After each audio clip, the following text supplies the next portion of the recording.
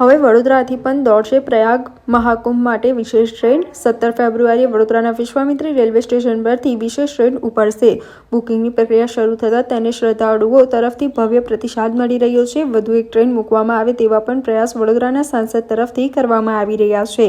અમદાવાદની જેમ વડોદરાથી પણ પ્રયાગ મહાકુંભ માટે વોલ્વો બસ દોડાવવામાં આવે તે દિશામાં પણ પ્રયાસ ચાલુ છે। આ સાથે ફરી એકવાર સંસદ દ્વારા મહાકુંભમાં જનાર યાત્રીઓને નિર્દેશોનું પાલન કરવા અપીલ કરવામાં આવી હતી। છેલ્લા મહિને જ્યારે રેલવેના જીએમની અહીંયા મુલાકાત હતી, આ બેઠક દરમિયાન મારા દ્વારા લેખિત રજૂઆત પણ કરવામાં આવી હતી અને મીટિંગમાં પણ ચર્ચા થઈ હતી કે વડોદરાથી પ્રયાગરાજ માટે આપણે બને એટલી ટ્રેન ફાળવવી જોઈએ, જેથી લોકોને આ ટ્રેનમાં સફર કરી અને વડોદરાના લોકોને એનો લાભ મળે।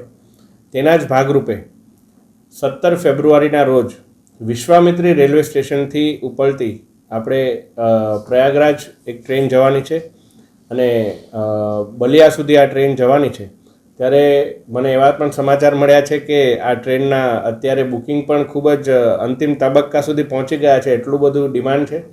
એટલે આજે જ સવારે એક બીજો પત્ર વ્યવહાર રેલવે વિભાગ અને માન્ય રેલવે મંત્રીશ્રીને મેં કર્યો છે કે હજુ એક ટ્રેન પ્રયાગરાજ માટેની ફાળવવામાં આવે અને ફેબ્રુઆરીના અંતિમ દિવસોમાં જો આ ફાળવવામાં આવે તો મહાશિવરાત્રિનો પણ લાભ આપણા તમામ વડોદરા નગરજનોને મળી શકે, એ બાબતે પણ પ્રયત્ન શરૂ કર્યા છે। અને હાલ પૂરતું અત્યારે જ આ એક ટ્રેન ફાળવવામાં આવી છે।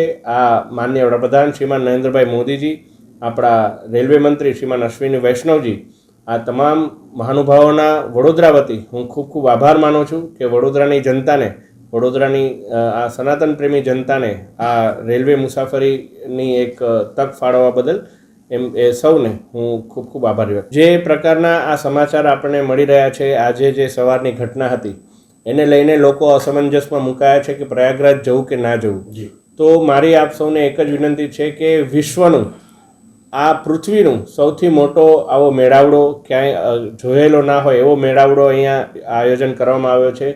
એમાં પણ માત્ર ને માત્ર એક ઘાટ ઉપર, એક જગ્યા પર આવી એક દુર્ઘટના થઈ છે। સંપૂર્ણ પ્રયાગરાજ અને એમનું પ્રશાસન, ઉત્તર પ્રદેશ સરકાર અને કેન્દ્ર સરકાર આ બાબતે સાબદી છે। આપણે જો તમામ સરકારી ધારાધોરણો, નીતિ નિયમોનું પાલન જો કરતા આવીશું તો આવી કોઈ પણ ઘટના નથી જ થવાની। એટલે આ ઘટનાને લઈને કોઈએ ગભરાવાની જરૂર નથી। આજની ઘટનામાં પણ આપણે જો ખ્યાલ હોય તો બેરિકેડ તૂટ્યા અને અવ્યવસ્થા સર્જાઈ, એને કારણે આ ઘટનાનું સર્જન થયું છે। એટલે આવી કોઈ પણ ઘટનાથી ગભરાયા વગર આપ સૌ શાંતિથી સરકારી ધારાધોરણનું પાલન કરી અને પ્રયાગરાજ જાઓ, કુંભમાં આપ સ્નાન કરો અને ત્યાં તમામ આપણા અખાડાઓના દર્શન કરો અને આ એક પવિત્ર તહેવારને આપણે સૌએ સુનિયોજિત રીતે આપણે ડિસિપ્લિનથી મનાવવાનું છે। આપણા ગુજરાત સરકારના મૃદુ તથા મક્કમ મુખ્યમંત્રી શ્રીમાન ભૂપેન્દ્રભાઈ પટેલજી અને વાહન વ્યવહારના મંત્રી આદરણીય હર્ષભાઈ સંઘવીજી દ્વારા જે અમદાવાદથી વોલ્વો દોડાવવામાં આવી, ત્યારબાદ વડોદરાના સાંસદ અને તમામ ધારાસભ્યશ્રીઓ સાથે મળી અને અમે ગુજરાત સરકારે વિનંતી કરી છે કે આવી કોઈ વ્યવસ્થા જો શક્ય હોય તો વડોદરા માટે પણ કરવામાં આવે અને એને લઈ અને અત્યારે એસટી વિભાગ છે એનું અવમૂલન કરી રહ્યું છે। ટૂંક જ સમયમાં મને લાગે છે કે કોઈ સારા સમાચાર આપણને મળી શકે।